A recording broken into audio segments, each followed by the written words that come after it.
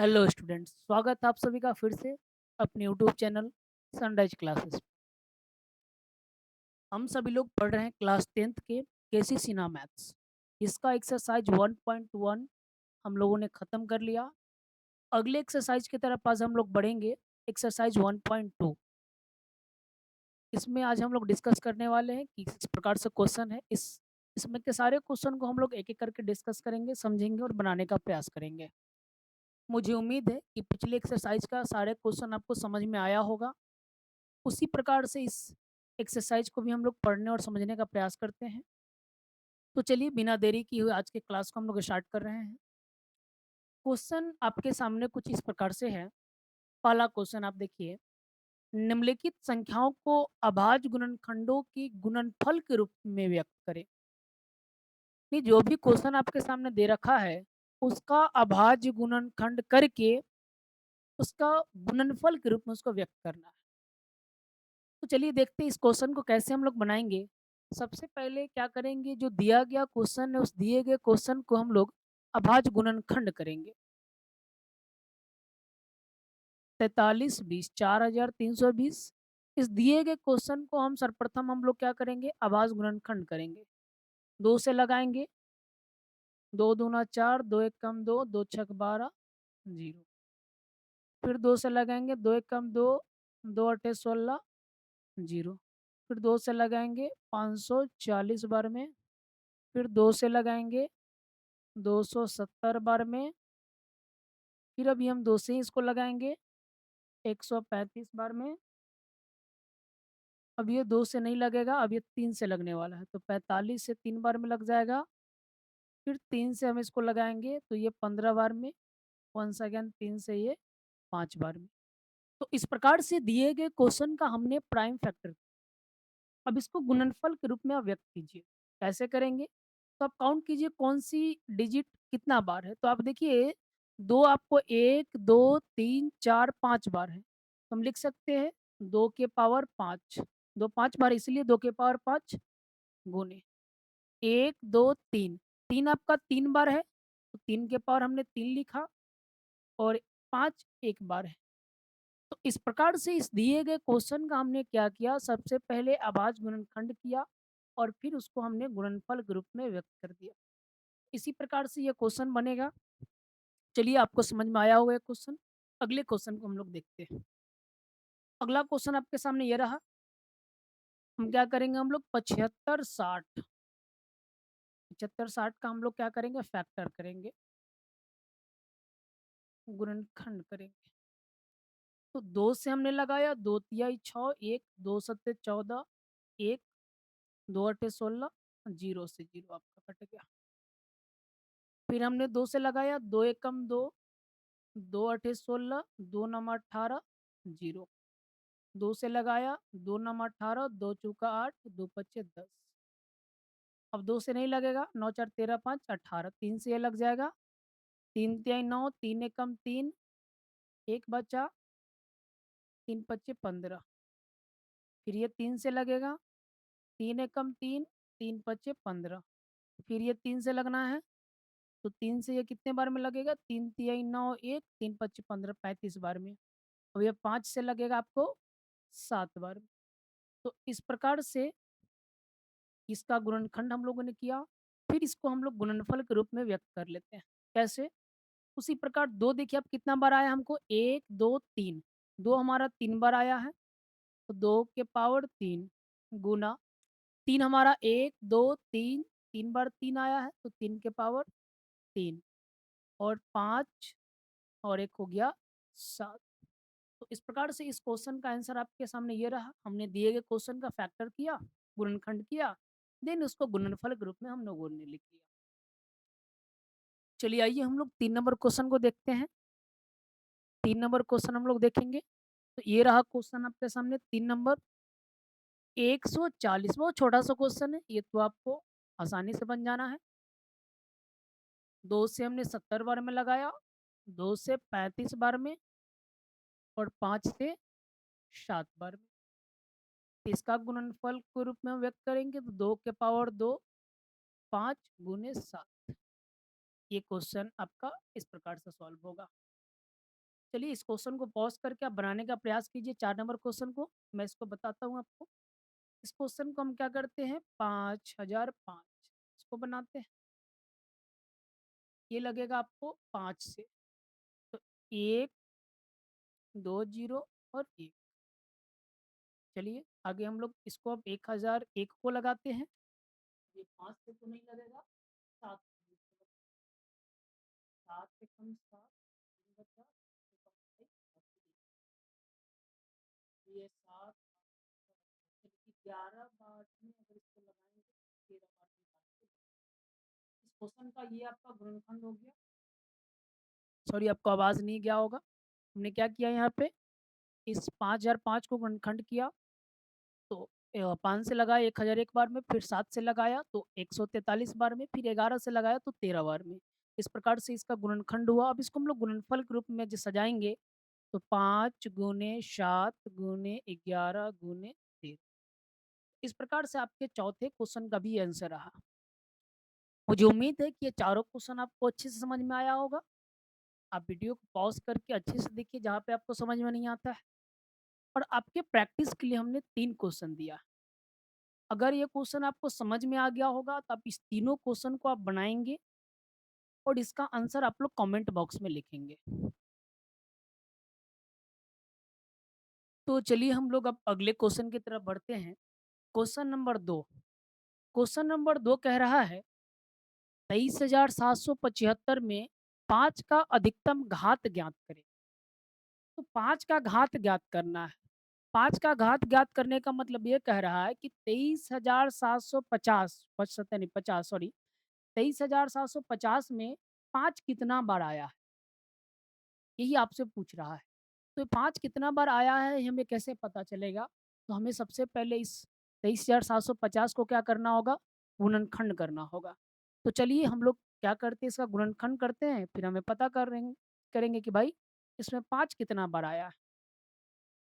तो चलिए गुणनखंड करने के लिए सबसे पहले हमने क्या किया इसको 2 से लगाया। 2 एक कम 2, 2 एक कम 2, 2 अट्ठे 16, 1 बचा 2 सत्ते 14, 1 बचा 2 पचे 10। अब तो 2 से लगेगा ही नहीं ये। अब हम ट्राई करते हैं कितना 2 से तो ये नहीं लगेगा सॉरी 2 से अब ये नहीं लगने वाला है। ये 3 से भी नहीं लगेगा, ये 5 से लग जाना है इसको। चलिए 5 से लगाए 5 दूना 10, 1 बचा तो 5 तेई 15, 3 5 सत्ते 35, 3 फिर 5 सत्ते 35, 23 77 सॉरी यहाँ पे आपका गलत हो गया।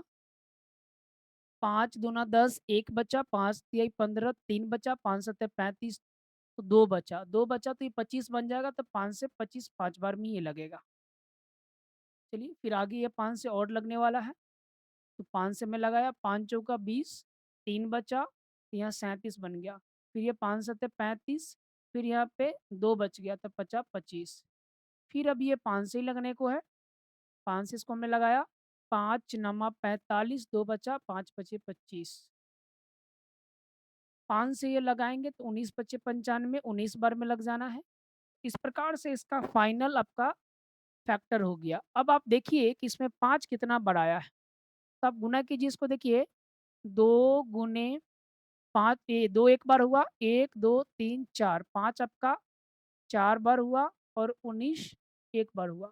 हमको क्वेश्चन में पूछा है 5 का अधिकतम घात क्या है? यानी 5 कितना बार आया है? तो आप देखिए इस क्वेश्चन में 5 कितना बार आया है? तो हम बता सकते हैं कि 5 का अधिकतम घात यानी 5 मैक्सिमम टाइम कितना आया? कितना बार आया? तो 5 का अधिकतम घात जो होना है इस क्वेश्चन का 5 का जो अधिकतम घात है, आप देख रहे हैं यहाँ पे घात कितना है? 4 है। ये 2 ही लिखिए भाई, ये आपका 4 हो गया। इस प्रकार से इस दिए गए इस क्वेश्चन का आंसर आपका 4 होगा। इसमें 5 का घात पूछा था। चलिए उम्मीद है कि क्वेश्चन ये भी आपको समझ में आया होगा। हम लोग अगले क्वेश्चन की तरफ बढ़ते हैं। क्वेश्चन नंबर 3 इस क्वेश्चन नंबर 3 में हमें 1440 में 2 का अधिकतम घात ज्ञात करना है। बहुत आसान है। जैसे पिछले क्वेश्चन में हमने देखा उसमें 5 का अधिकतम घात था यानी कि 5 उस वाले संख्या में कितना आया कितना बार आया तो ही बताना था। इसमें भी वही है। हम लोग को ये बताना है कि 1440 में 2 कितना बार आया है। कैसे बताएँगे? तो इस प्रकार बताएँगे हम 1440 का गुणनखंड करेंगे। तो कैसे करते हैं आइए देख रहे हैं। 2 से हमने 7 बार में लगाया, 2 दूना और ये तो आपका 720 बार में। फिर 2 से 360 बार में लगा, 2 से 180 बार में, फिर 2 से यह 90 बार में, फिर 2 से जब लगाएँगे तो 45 बार में, अब ये 3 से लगेगा 15 बार में, फिर 3 से ये लगाएँगे हम इसको 5 बार में। तो इसमें हमें 2 का घात बताना है, फिर इसको आप गुणनफल के रूप में पहले लिखिए। 1, 2, 3, 4, 5 2 कितना बार आया है? 5 बार। ये 2 के पावर 5 है, आप यहाँ ऐसे समझिए। 3 का पावर 2 और 5 एक बार। तो 2 का अधिकतम घात पूछा है, तो लिखिए 2 का अधिकतम घात। तो आप देखिए 2 का अधिकतम घात क्या हो रहा है? 2 का जो अधिकतम घात आ रहा है, वो आ रहा है 5। इस क्वेश्चन का आंसर हो जाएगा 5। मुझे उम्मीद है बेहतरीन तरीके से आपको क्वेश्चन समझ में आ रहा होगा। तो हम लोग अगले क्वेश्चन की तरफ बढ़ते हैं, क्वेश्चन नंबर 4। इस क्वेश्चन नंबर 4 थोड़ा-सा डिफरेंट है, इसको समझने का प्रयास कीजिएगा। कुछ नहीं है क्वेश्चन में, बस ये क्वेश्चन समझना है हमें। कह रहा है कि 6370 बराबर 2 के पावर m गुने m के पावर n इंटू 7 के power k into 13 to the power p। यानी 2 के पावर n गुने 5 के पावर 2 के पावर m गुने 5 के पावर n गुने 7 के पावर k गुने 13 के पावर p है। तो ए m प्लस n प्लस k प्लस p का मान क्या होगा? क्वेश्चन देख के आप थोड़ा घबरा गए होंगे, घबराने की आवश्यकता नहीं है। ये क्वेश्चन को हम लोग कैसे सॉल्व करेंगे आइए देखते हैं। 6370 जो है हमें इसको क्या करना है, सबसे पहले तो हमें पता करना होगा 2 कितने बार आ रहा है, 5 कितना बार आ रहा है, 7 कितना बार आ रहा है और 13 कितना बार आ रहा है।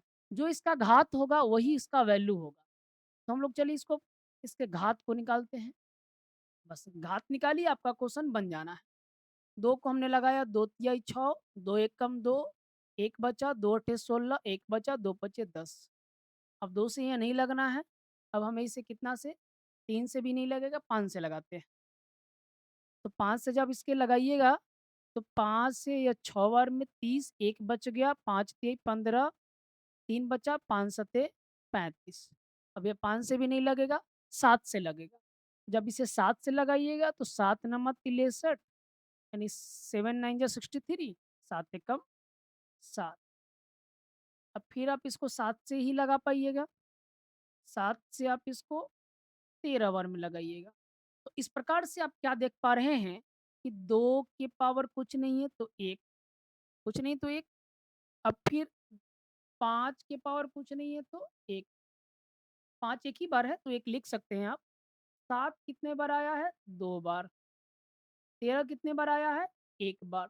तो आप देखिए यहाँ 2 के पावर 1 है, यहाँ 2 के पावर m है, इंटू 5 के पावर यहाँ 1 आया तो यहाँ 5 के पावर n है, इंटू यहाँ 7 के पावर 2 है तो वहाँ 7 के पावर k है तो हमारा 2 आया।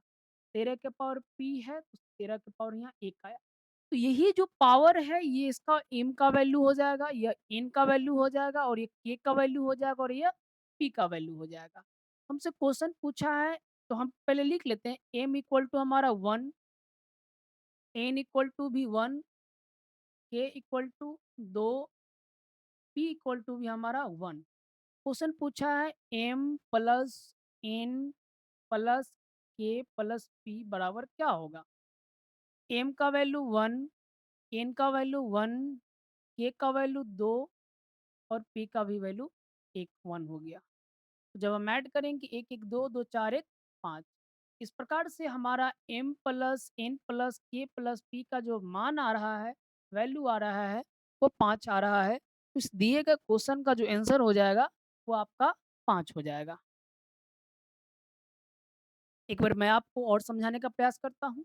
ये क्वेश्चन दिया है इसकी 6370 बराबर 2 के पावर m, 5 के पावर n, 7 के पावर k, 13 का पावर p।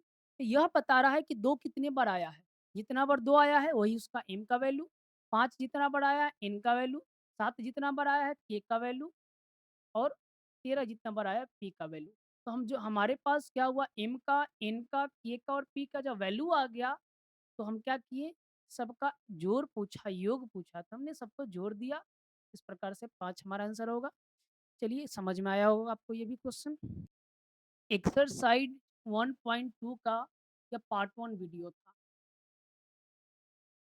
है ना? एक्सरसाइज 1.1 का हमने पार्ट 1, पार्ट 2 और पार्ट 3 तीनों वीडियो हमने अपलोड कर दिया है।